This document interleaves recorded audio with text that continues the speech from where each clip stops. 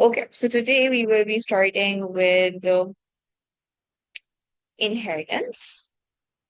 Now, inheritance is one of the topics that we have to do as part of the genetic aspects of biology, and genetics can be equally interesting and challenging. This is one chapter that students tend to find hard. However, I will try to make it as easy as I can for you guys. Now, inheritance. What is inheritance? Inheritance is basically the process through which an offspring um, receives genetic information from its parents. So it's basically the process of transferring the hereditary material from the parent to the offspring. Now, हमारे पास अभी हमने दो terms use करी, parent and offspring. The process that we're going to study today is meiosis. हम meiosis start करेंगे आज, and inshallah, hopefully हम meiosis का जो topic है वो इस क्लास में खत्म भी कर लेंगे. Now, meiosis is known as a reduction division.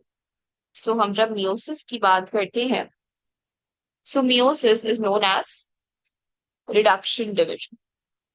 Now, इसकी क्या significance है? We would talk about that as well. But today, जो हमारा aim है, that is to complete the entire process of meiosis, which is meiosis 1 and meiosis 2. Now, before we jump into the A2 content, I want you guys to recall some prerequisite knowledge from O levels and from AS. हम mitosis कर कर आए हैं O levels में भी, और हमने उसकी एक्सटेंशन इन डेप्थ स्टडी की है AS में. So if we talk about mitosis, तो माइटोसिस और मियोसिस का हमें कंपैरिजन आना चाहिए. वो इंशाल्लाह मियोसिस कंप्लीट करके हम कंपेयर करेंगे व्हाट्स द डिफरेंस और the similarity between mitosis and meiosis. But if for a moment, instead of mitosis, we talk about the mitotic cell cycle. Now, हमारे पास mitosis is a part of a cell cycle. Cell cycle में और भी बहुत सारे phases होते हैं. Now, हमारी जो माइटोटिक सेल साइकिल होती है उसकी जब हम बात करते हैं तो उसमें हमारे पास G1 फेज होता है, we have the S phase, we have the G2 phase, और फिर हमारे पास एक छोटा सा हिस्सा होता है सेल की सेल साइकिल का जिसमें वो माइटोसिस और साइटोकाइनेसिस अंडरगो कर रहा होता है. सो हमारे पास लेट्स से ये माइटोसिस वाला पीमैट वाला सेक्शन है और ये हमारे पास साइटोकाइनेसिस वाला सेक्शन है. नाउ, माइटोसिस जब हम पढ़ते थे हमारे एएस में, सो वी सेड दैट जो हमारी बॉडी के सोमैटिक सेल्स हैं, सोमैटिक सेल्स हमारी बॉडी के हमारे जर्म सेल्स के अलावा जितनी भी हमारी बॉडी के सेल्स हैं, they are our somatic cells. और सोमैटिक सेल्स जो होती हैं वो सिर्फ और सिर्फ माइटोसिस ही अंडरगो करते हैं. They divide by mitosis. All somatic cells divide by mitosis. हमारे पास सिर्फ एक कैटेगरी ऑफ सेल्स होती है, एक क्लासिफिकेशन ऑफ सेल्स होती है जो मियोसिस परफॉर्म कर सकती है. हम जब मियोसिस परफॉर्मिंग सेल्स की बात करें तो हमारे पास germ cells can undergo meiosis.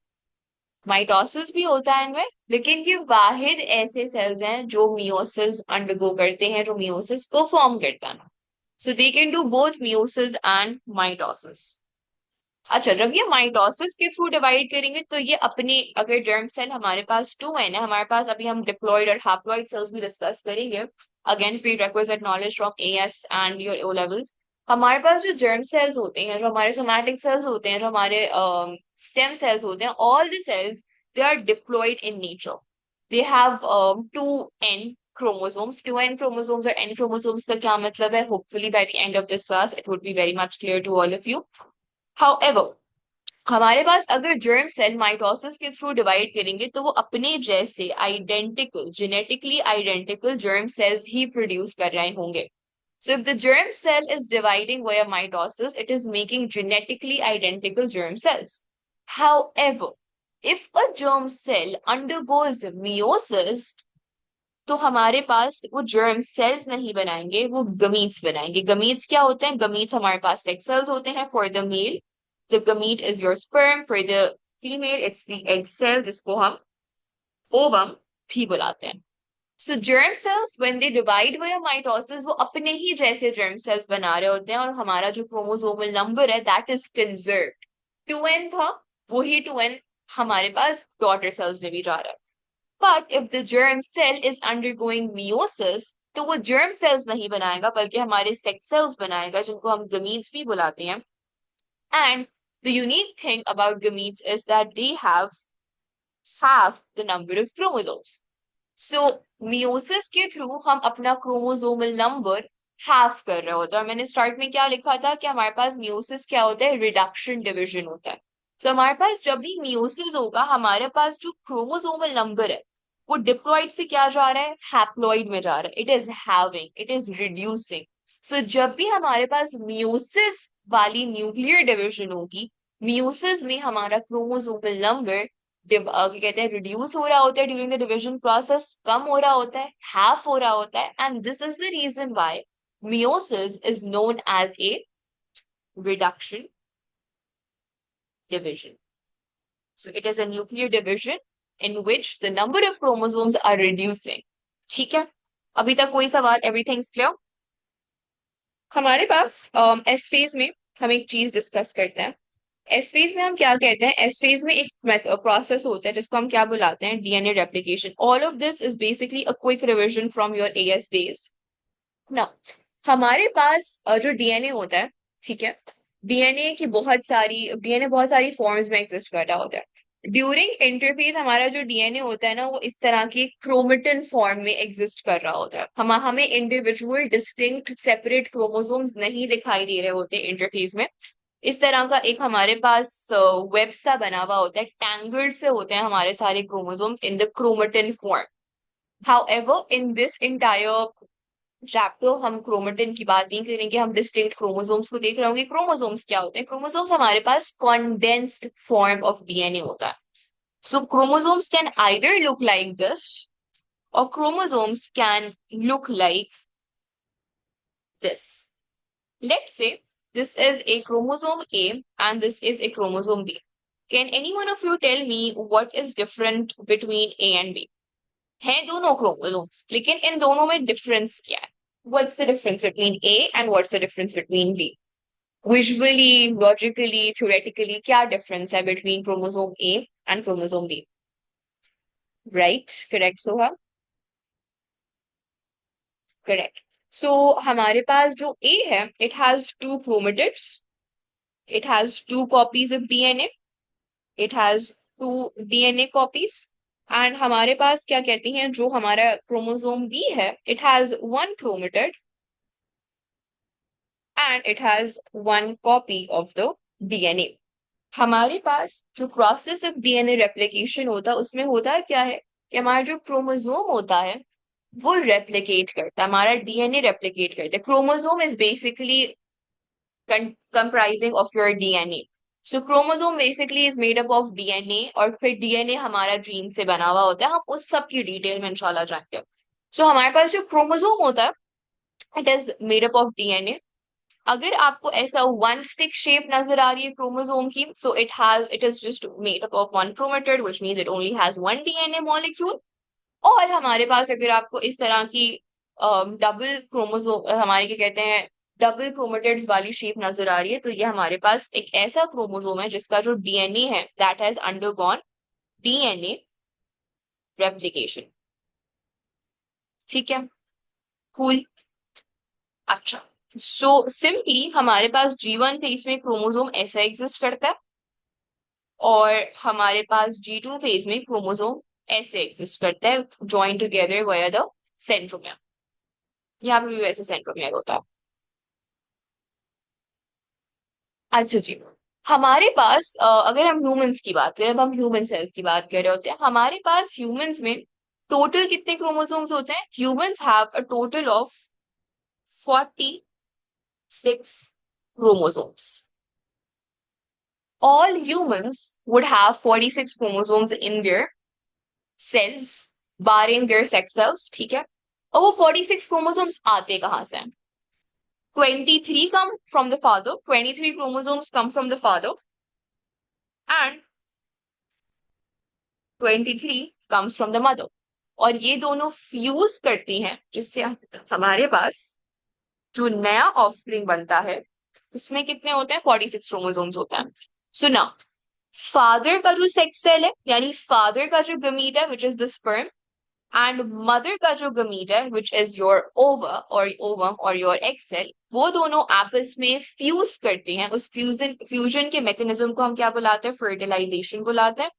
So the gametes from the mother and from the father fuse together, and when they fuse together, we form a new offspring, and that new offspring का जो पहला cell बनता है उस cell को हम क्या बुलाते हैं, जाइगोट बुलाते हैं। All humans, बल्कि all animals start off as a single cell, and that first single cell of any organism is known as the zygote. So दो gametes के fusion से हमारे पास जाइगोट बनता है। Now, बल्कि मैं एक different color use कर लेती हूँ। And the reason why I'm using a different color is कि हमारे पास 23 जीन्स आ रही हैं फादर से, सॉरी 23 क्रोमोसोम्स आ रहे हैं फादर से, 23 क्रोमोसोम्स आ रहे हैं मदर से। सो ना ही ये नया इंडिविजुअल एग्जैक्टली अपने फादर की कॉपी होगा, ना ही ये नया इंडिविजुअल एग्जैक्टली अपनी मदर की कॉपी होगा। Instead it would be a mixture of both the parents, because some of the genes, half of the genes are coming from the mother, and the remaining gene pool is coming from the father. So हमारे पास हर individual जो हमें visibly visually different नजर आ रहा होता है, humans क्यों एक जैसे नहीं दिखते, इवन व्हेन दे हैव, ये कहते हैं when they're inheriting genes from their parents, why is there genetic diversity, why is there genetic variation amongst human species? That is because कि हमारे पास दो डिफरेंट इंडिविजुअल्स के क्रोमोसोम्स आपस में फ्यूज करके एक नया इंडिविजुअल बना रहे होते हैं। सो उसका जो जीन पूल है इस इंडिविजुअल का, इस जाइगोट का, इस न्यू ऑफस्प्रिंग का, that would be different from its parents. All of this is previous knowledge. I'm assuming that it would be clear. Any questions? Can I proceed? आज हम basically देखेंगे कि हमारे पास ये किस तरह से हो रहा होता है, किस तरह से हमारे पास गमीट फॉर्मेशन हो रही होती है via the process of meiosis. Now, before we delve into the process of meiosis, हमारे पास एक concept है which I want you all to have, that is of homologous chromosomes.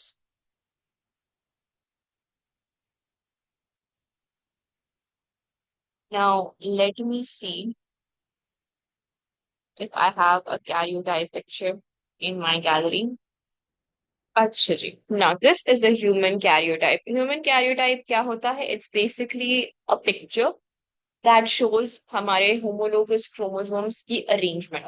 Now, if you could observe, हमारे पास 23 pairs हमें नजर आ रहे हैं chromosomes के, और हमारे पास जो हर पेयर है उसमें हमें एक यूनिक चीज क्या नजर आ रही है, कि हर पेयर में सिमिलर लुकिंग क्रोमोसोम्स है। इस पेयर में सिमिलर लुकिंग क्रोमोसोम्स है। ना हमारे पास ये एक होमोलोगस पेयर है, this is one homologous pair, this is another homologous pair, और इसी तरह से हमारे पास जो पेयर्स में एग्जिस्ट कर रहे हैं वो कैसे पेयर्स हैं, वो होमोलोगस पेयर्स हैं। क्वेश्चन ये है कि होमोलोगस पेयर ऑफ क्रोमोसोम्स का मतलब क्या है। नाउ होमोलोगस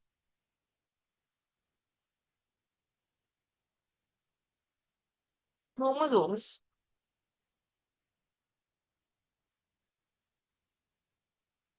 अच्छा जी, now obviously my drawing isn't very perfect, but हमारे पास this is a homologous pair of chromosomes. Now, if we see the similarities that we can find between these two chromosomes, that is, इनकी जो length है, that is the same. So, homologous pair of chromosomes would have the same length. So, एक उनकी quality क्या होती है, उनकी length same होती है। अगर आप इस कैरियोटाइप में भी देखो तो हमारे पास जो होमोलोगस क्रोमोसोम्स है उनकी जो लेंथ है वो क्या है, वो सेम है। दूसरी उनकी क्या कैरेक्टरिस्टिक होती है, their centromeres are on the same position. So the centromeres are at the same position of the centromere. And तीसरी जो quality I want you all to understand is कि फॉर एग्जाम्पल हमारे पास क्रोमोसोम्स क्या है, chromosomes consist of DNA. DNA क्या होता है, DNA is made up of many genes. Genes क्या होती हैं, genes are basically sequence of nucleotides that code for a polypeptide. तो ये हमारे पास एक पूरी चेन चल रही है कि क्रोमोसोम में क्या है, क्रोमोसोम में हमारे पास डीएनए है, डीएनए में हमारे पास क्या है, जीन है। ठीक है ना, ये पूरा हमारे पास जो क्रोमोसोम है इसमें हमारे पास ये एक डीएनए का मॉलिक्यूल है, ये हमारे पास क्या कहते हैं, दूसरा डीएनए का मॉलिक्यूल है। Now each DNA molecule would have genes. So let's see हमारे पास यहाँ पर एक जीन है, this gene codes for the hair colour. ये हमारे पास हेयर कलर की जीन है। ठीक है, दूसरे क्रोमोसोम पे एग्जैक्टली इसी सेम पोजीशन पर हेयर कलर की ही जीन एग्जिस्ट कर रही होगी। So the gene for hair color would be existing on the same position, on the same locus. Locus या loci का term for those of you who studied math, आप लोगों ने सुना होगा, लोकस का पूरा चैप्टर होता है, लोसाई का पूरा चैप्टर होता है। लोसाई क्या होता है, लोकस क्या होता है, it's a position, it's a point. ये एक पॉइंट है ना, ये जो मैंने डॉट बनाया इट इज अ लोकस, ये डॉट मैंने बनाया it is a locus. Locus का मतलब होता है position, a point.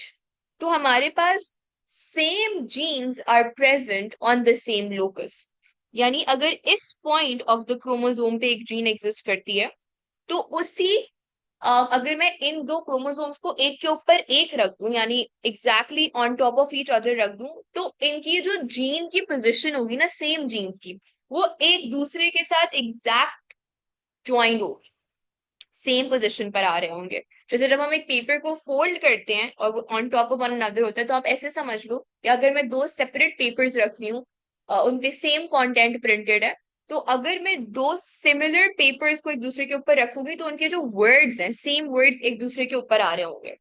Exactly that way जब हमारे पास हम होमोलोगस क्रोमोसोम्स को देखते हैं, तो होमोलोगस क्रोमोसोम्स के जो जीन्स है ना, those genes are basically same genes are present on the same locus। ये हमारे पास लेट्स से किसकी जीन है, हेयर कलर की जीन है। नो, क्वेश्चन ये है कि मैंने एक जगह कैपिटल एज बनाया, एक जगह मैंने स्मॉल एज बनाया। Now the gene is the same, gene किसकी है, it is coding for the hair colour. However हमारे पास एलील्स होती हैं, हर जीन की एलील्स होती हैं। एलील्स का क्या मतलब होता है, पॉसिबिलिटीज, वेराइटीज, प्रोबेबिलिटीज। एक जीन हमारे पास अगर हेयर कलर की है तो हेयर कलर कितने सारे हो सकते हैं, ब्लैक हो सकता है, ब्राउन हो सकता है, ब्लॉन्ड हो सकता है, ग्रे हो सकता है। तो हमारे पास एक जीन की पॉसिबिलिटीज बहुत सारी हो सकती हैं। एक जीन के डिफरेंट एक्सप्रेशन, हमारे पास एक जीन के डिफरेंट एक्सप्रेशन ऑफ ट्रेट्स हो सकते हैं।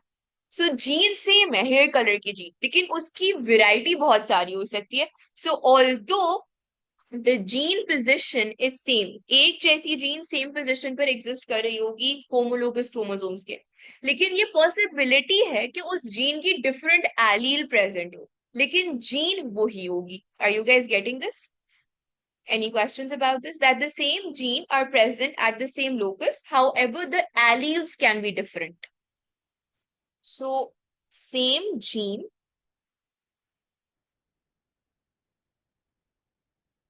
at the same locus or the same point, however different alleles are possible. So ये हमारे पास होते हैं homologous chromosomes. These are the characteristic properties of homologous chromosomes. Is this clear? Perfect. ये सब कुछ हमने कहाँ किया था, ये हमने किया था। अच्छा, एक और चीज वेरी इंपॉर्टेंट, हमारे पास अभी हमने एक चीज डिस्कस की थी, हमारी mitotic cell cycle. I would like to bring you guys over here for a minute. हमारे पास माइटोटिक सेल साइकिल के जीवन फेज में क्या होता है कि हमारे पास हर क्रोमोसोम पे एक क्रोमेटेड होता है, एक डीएनए मॉलिक्यूल होता है। ठीक है, डीएनए रेप्लिकेशन में the amount of DNA is double, हमारे क्रोमोसोम के नंबर डबल नहीं होते, द नंबर से stay the same. As I said, this is one chromosome, this is one chromosome. The only difference between these two chromosomes is the amount of chromatids or the number of chromatids slash DNA molecules present. So अगर मेरे पास G1 में 46 chromosomes थे, सो I had 46 DNA. यहाँ पर G2 में I would have 46 chromosomes, but I would have double the number of DNA molecules, 92 DNA molecules. तो ये clear है? एनी क्वेश्चंस अबाउट दिस, ये क्यों हो रहा है? Okay great. नाउ हमारे पास जो ये होमोलोगस क्रोमोसोम्स है ना, ये होमोलोगस क्रोमोसोम्स क्यों है, या ये पेयर्स में हमारे पास क्रोमोसोम्स क्यों एग्जिस्ट करता है? हर होमोलोगस पेयर का एक क्रोमोसोम आता है फादर से, एक क्रोमोसोम आता है मदर से। सो अगर हम इस तरह देखें तो हमारे पास 23 chromosomes are gonna come from the mother and 23 chromosomes are gonna come from the father. So can I say कि हमारे पास one set of chromosome आ रहा है मदर से और one set of chromosome आ रहा है फादर से। एक सेट में 23 क्रोमोसोम से, फादर से एक सेट आ रहा है 23 का और मदर से एक सेट आ रहा है 23 का क्रोमोसोम्स का। Is that correct? That we are getting one set of chromosomes from the mother and one set of chromosomes from the father. Now, can I say that if I am looking at a diploid कैरियोग्राम, मैं अगर एक diploid cell के nucleus को देख लूं, मैं एक diploid cell के कैरियोग्राम को देख लूं जिसमें 46 क्रोमोसोम्स हैं, तो उसमें इसेंशियली अगर 46 क्रोमोसोम्स हैं, so 46 chromosomes mean that we have two sets of chromosomes. One set comes from the mother and one set comes from the father. So when they ask you, define a diploid cell. So a diploid cell is a cell which has two sets of chromosome. One set comes from the mother, one set comes from the father, making it 46. और अगर किसी और organism का है तो उसका जो भी डिप्लॉइड नंबर है उसके एस्पेक्ट से आप समझा दोगे। लेकिन किसी भी ऑर्गेनिज्म का आप डिप्लॉइड सेल देखोगे उसके पास टू सेट्स ऑफ क्रोमोसोम्स होंगे। One set would be contributed from the mother, one set would be contributed from the father's end. Are we clear? However, haploid cells की जब हम बात करते हैं, गमीट्स की जब हम बात करते हैं, सेक्स सेल्स की जब हम बात करते हैं, उनमें हमारे पास खाली 23 सेल्स होता है। ठीक है, मदर के भी हमारे पास जो गमीट होगा, अ gamete would have 23 chromosomes. Now in 23 chromosomes there is only one set. So a haploid cell is that cell which only has one set of chromosomes. So a diploid cell has two sets of chromosomes. The haploid cell has one set of chromosomes, and thus the name diploid and haploid and 2n and n वाली symbolism. Is this clear? Great. alhamdulillah. अब इस सारी information को हमने अच्छे से absorb कर लिया। अब हम चलते हैं म्यूसिस की तरफ। अच्छा, मैं एक ग्राफ बना रही थी। ग्राफ में मैं क्या शो कर रही थी? Number of DNA. अच्छा, हमारे पास नंबर ऑफ डीएनए में क्या होता है? हमारे पास नंबर ऑफ डीएनए किस तरह से चेंज हो रहा होता है? n, 2n and 4n। Mind you, number of DNA molecules की मैं बात करी, नंबर ऑफ क्रोमोसोम्स की मैं बात नहीं करी, मैं डीएनए मॉलिक्यूल्स की बात करी। अच्छा जी, हमारे पास इंटरफेस में मैं एक जर्म सेल के एस्पेक्ट से बात करी, क्योंकि म्यूसिस कहाँ पर हो रही होती है? म्यूसिस हमारे पास खाली जर्म सेल में हो रही होती है। तो number of DNA molecules in a germ cell कर देता है। ठीक है, क्योंकि म्यूसिस खाली जर्म सेल में हो रही होती है, बाकी सारे सेल्स में क्या होता है? बाकी सारे सेल्स में हमारे पास हो रहा होता है माइटोसिस। अभी हम बात कर रहे हैं म्यूसिस की, किस तरह से चेंजेस आ रहे होते हैं म्यूसिस में। नाउ हमारे पास एट द स्टार्ट हमारा जो जर्म सेल है, mind you, a germ cell is a diploid cell. एक डिप्लॉइड सेल से एक 2n वाले सेल को हाफ करके मैं n बना सकती हूँ। So always a diploid cell would be required for meiosis so that we can form haploid cell. तो ये डिस्टिंक्शन बहुत जरूरी है। गमीट्स हमारे पास होते हैं हैप्लॉइड, और जर्म सेल्स जिनसे गमीट्स बनते हैं वो हमेशा क्या होते हैं? वो डिप्लॉइड होते हैं। ठीक है, अभी आप लोगों को लग रहा होगा मैं बहुत बेसिक इन्फॉर्मेशन पे टाइम वेस्ट कर रही हूँ, but this information is very important to understand the process जो आगे आने वाला है ना। हमारे पास एक डिप्लॉइड सेल है, हमारा जर्म सेल। ठीक है, इसके पास कितने हमारे पास इसके पास कितने सेट्स ऑफ क्रोमोसोम्स है, कितने डीएनए मॉलिक्यूल्स है? 2n, 46 है। ठीक है, नाउ एट दिस पॉइंट क्या हुई? डीएनए रेप्लिकेशन हुई। अगर डीएनए रेप्लिकेशन हुई, हमारे पास अभी मैंने ऊपर ये मैथ करी थी कि 46 chromosomes in G1 would have one chromatid, one DNA. That means 46 multiplied by 1, 46 DNA molecules. After DNA replication, every single chromosome has two chromatids, two DNA molecules. तो हमारे पास 46 times 2 after DNA replication we have 92 DNA. उसको हम represent करते हैं किस तरह से 4n से हम represent करते हैं. अब हमारे पास we have to come all the way down to n, क्योंकि हमारे गमीट्स में कितने होते हैं क्रोमोसोम्स, n क्रोमोसोम्स होते हैं या वन सेट ऑफ क्रोमोसोम्स होते हैं. ठीक है. नाउ हमारे पास I have to come all the way down to n. तो 4n से सबसे पहले मैं 2n पर आऊंगी.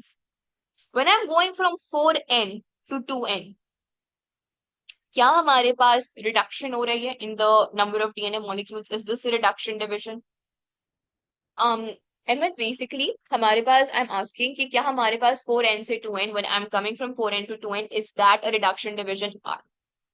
Is the number of chromosomes, or sorry, the number of DNA molecules reducing when I'm moving from 4n to 2n? Right.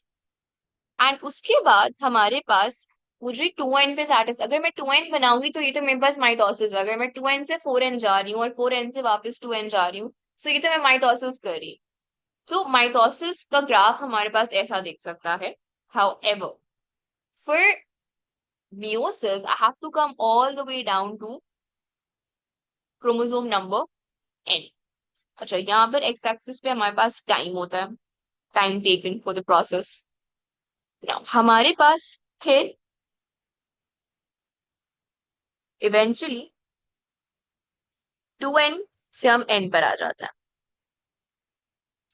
सो इस दौरान हमारे पास दो स्टेप्स हैं. ये वाला जो हमारे पास पॉइंट था that was the point of DNA replication. जब डीएनए रेप्लिकेशन हुई तो हम 2n पे गए. Now when I am coming from 4n, sorry 2n से हम 4n पे गए ड्यूरिंग डीएनए रेप्लिकेशन. अब जब मैं 4n से 2n पर आ रही हूँ, ये वाला प्रोसेस हो रहा है. This is known as meiosis 1. And फिर जब हम 2n से all the way n जाएंगे, this process is known as meiosis 2. So meiosis हमारे पास दो स्टेजेस में हो रहा होता है, meiosis 1 एंड meiosis 2. ठीक है. अगर हम इसको इमेज के थ्रू देखें, so this is what is happening. हमारे पास meiosis 1 में ये हमारे पास meiosis 1 है, और फिर हमारे पास meiosis 2 होगा. एंड एट द एंड हमारे पास 4 गमीट्स बनते हैं मियोसिस के. माइटोसिस में क्या होता था, दो आइडेंटिकल डॉटर सेल्स बन रहे होते थे. मियोसिस के एंड पर हम 4 हैप्लॉइड सेल्स, 4 हैप्लॉइड गमीट्स बना रहे होते हैं. Is this clear? Any question so far? Any ambiguities?